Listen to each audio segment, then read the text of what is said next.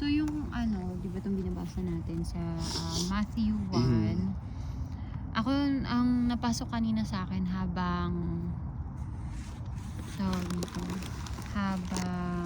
nagsasalita ka rin is that we have a very organized God. Para kasing ganun yung sinasabi mo kanina, di ba? Yeah. Na siya? Plan. Parang, may mga plano talaga siya. Parang ganun. And I agree with that. Kaya siguro, it's a good reminder for us as well na we should be organized. Di ba? We should be... Kasi parang minakuha kong dalawang character ni Lord dito. And, tawag nito, intentional and organized. Mamaya explain ko furthermore. Pero ang nag-strike sa akin kanina dito is yung chapter 23. Feeling ko daddy araw ang nakikita nila. Yung verse 23 ng Matthew, sabi dito, "Look, the virgin will conceive a child. She will give birth to a son, and they will call him Emmanuel," which means Jesus. God is with us. Sabi dito, parang na-realize ko kasi doon, isipin mo ha, God is so intentional that He allowed, God is so intentional in making us feel and making us, in reminding us that He is with us. Isipin mo from the very start, from kay Abraham. Di ba naalala mo, kay Abraham, nagpakita siya nun kay Abraham. Tapos, ibig sabihin, He is with Abraham. And it was well organized na sinabi sa Matthew 1 na kung sino yung mga naging, naging ancestors ni Jesus bago maging si Jesus. Di ba? And in all those character, you will read their story as well in the Bible. Some of them, most of them actually, you can really feel that the Lord was with them. For example, David. Si David, hindi yan pinabayaan din ni Lord, ni God, di ba? Ganon din si Solomon, di ba? Ganon din si Jesse. So lahat, si Jehoshaphat, di ba? Sila, may mga kwento sila sa Bible of how the Lord was with them in difficult situations in their life, mga ganyan. Diba? Even in good or bad situations in their life, God is with them. So, it's very intentional that the Lord is reminding us na hindi lang sa generation mo, but all throughout your generation, your ancestors, I was with them. And if I was with them, I will also be with you. Diba? It's napakaganda niyang reminder na, if the Lord never left yung mga ancestors ko dati, if the Lord never left my side before, a few years ago, then hindi niya rin ako iiwan ngayon because we have a God who is very intentional. He wants to be with us. Sa dami ng mga nagawa nating kasalanan sa Kanya, sa daming beses na tinalikuran niya tayo, He still sent Jesus, diba? To remind us, anong ibig sabihin ng pangalan ni Jesus? God is, si Emmanuel is, God is with us. Diba? Kaya, it's very intentional. Bakit sa lahat ng tawag nito, pangalan, bakit God is with us pa yung ibig sabihin? Pwede naman sabihin, God is your God. Diba? Hindi eh. Kasi, God is not about just knowing Him as the God of gods, the Lord of lords.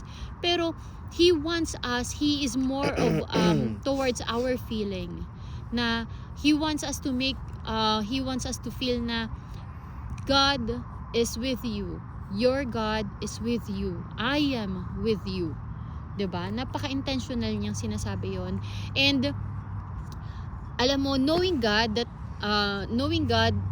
na kasama mo siya sa lahat ng bagay, it drives out fear. Kasi ang natin ngayon, motive yung team natin sa church is about breakthrough peace. And it's a very good reminder as well that if God is with you, it gives you the peace of mind na if God is with you, then who can be against me? Because my God is the God of gods, the King of kings, the Lord of lords. He is even the authority above Canada, Philippines, 'di ba lahat? Siya ang God, siya ang pinakamataas sa lahat. So kung si Lord ay nasa sa akin, if His favor is with me, then who can be against me?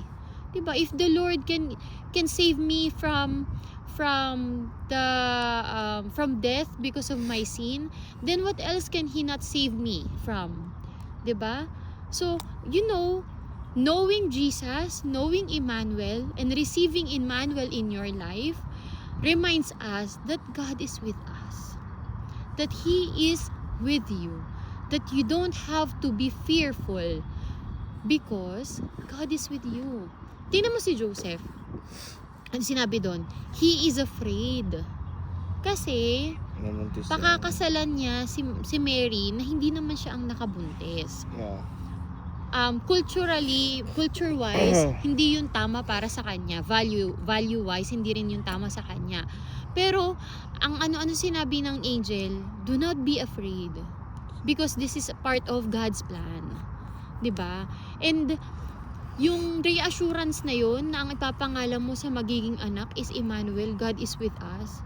It drives out fear eh. Tingnan mo si Joseph. Natanggal yung takot niya. 'Di ba? Na hindi na siya nagdalawang isip na tanggapin si Mary, kundi inaccept niya si Jesus at si Mary ng buong puso. It drives out fear kapag kasama mo ang Diyos. Ganon din si Mary. Sino bang hindi matatakot dati pag nabuntis ka nang wala kang asawa, babatuhin ka hanggang sa mamatay ka? 'Di ba? Pero it drives out fear eh, if you know that the Lord is with you and if the Lord is using you for His purpose.